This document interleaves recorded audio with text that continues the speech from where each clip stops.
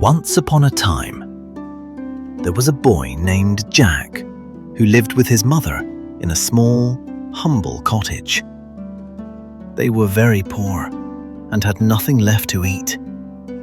The only thing they owned was a cow named Daisy, who gave them milk. One day, the cow stopped giving milk. "Jack, take Daisy to the market and sell her, so we can buy food." Jack set off to the market, leading Daisy down the dusty road. On the way, he met a strange man, a man who looked at Daisy with a knowing glimmer in his eyes.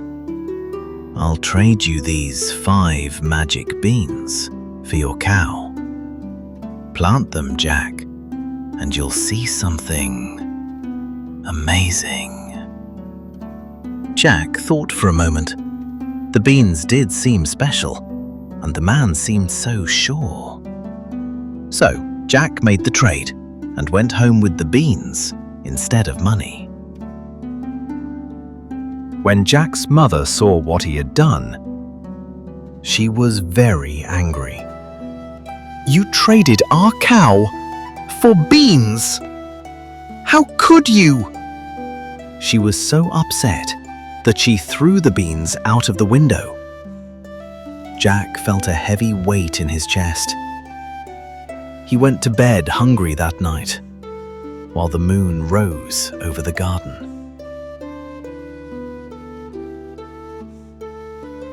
The next morning, Jack woke up, rubbed his eyes, and looked out of the window. To his amazement, a gigantic beanstalk had grown overnight. It reached so high that it disappeared into the clouds. Curious and excited, Jack decided to climb. He climbed and climbed, higher and higher, until he reached the very top. There, he found a strange land and a huge, imposing castle.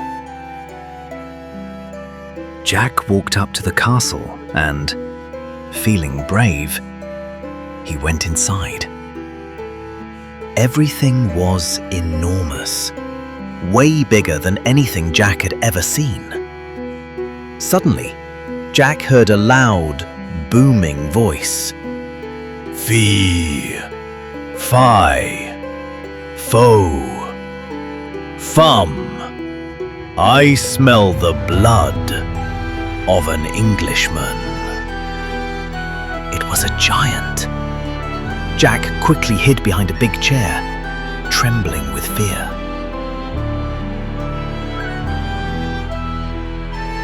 The giant sat down at his table and began to eat. When he finished, he called for his magical hen, the bird that laid golden eggs. "Lay!" And the hen laid a shiny, golden egg.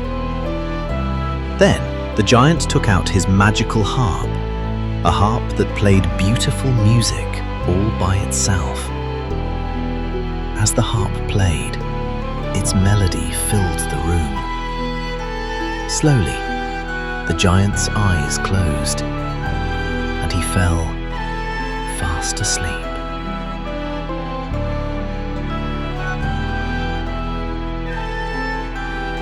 Seeing his chance, Jack snuck out from behind the chair. He reached out and quietly grabbed the hen and the harp. But as he tried to leave, the harp suddenly cried out, "Master! Master! Help!" The giant woke up with a start. He saw Jack running away with his treasures. Roar! Furious, the giant began to chase him. Jack ran as fast as his legs could carry him.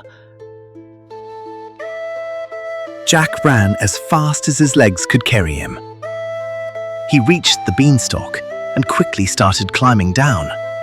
The giant followed him, roaring with anger.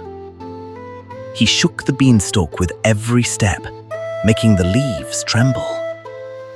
Jack could hear the giant getting closer, closer, and closer.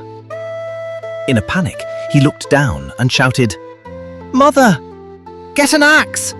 Quick!" He climbed faster than he ever had before, as the giant's heavy boots thundered above him. His mother rushed out with an axe, and the moment Jack's feet hit the ground, he began to chop. He chopped and chopped and chopped, until finally, the great beanstalk began to tilt. It began to fall. No! The giant, who was still clinging to the vines, came crashing to the ground with a loud thud. And that was the end of him. With the hen that laid golden eggs and the magical harp singing by the half, Jack and his mother were no longer poor. They had plenty of food, money, and the most beautiful music Jack had ever heard. And they lived happily ever after. The end. The origins of Jack. The history of Jack and the Beanstalk is a fascinating journey through oral tradition and various literary adaptations. Unlike modern novels, it doesn't have a single birth date or one specific author, as it evolved over centuries. In 1734, the first written version appeared in a book titled The Story of Jack Spriggins and the Enchanted Bean. This version was far more ribald and more of a parody than the story we know today. Later, in 1890, Joseph Jacobs published the version most common today. Jacobs wanted to strip away the moralizing editions of the Victorian era, returning Jack to his rugged oral roots. A lucky, clever boy, outsmarting a giant, but the true roots go deeper. Researchers have traced the story back more than 5,000 years.